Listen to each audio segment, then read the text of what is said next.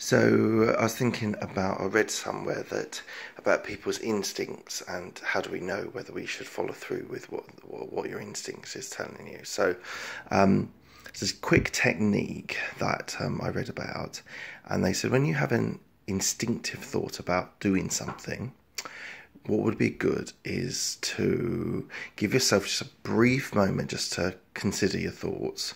So what they suggest is that you count 5, 4, 3, 2, 1. You do that in your head, and in those 5 seconds you then work out whether you should do it or not.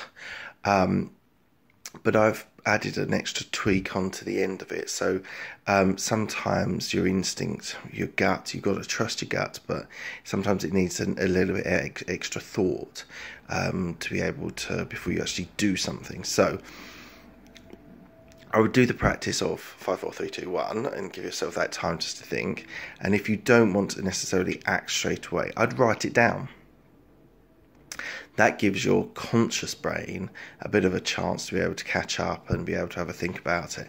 And I'm all for making instinctive decisions to a point, but sometimes the decision needs to be deferred and thought upon, slept on, however you do it, whether you come back to it later on in the day or whether you sleep on it and deal with it the next morning. That sort of tactic is up to you. But because those sorts of instinctive thoughts about acting and doing what you'd like to do, what you think should be done, all those sorts of things should be considered, and therefore I would do the counting.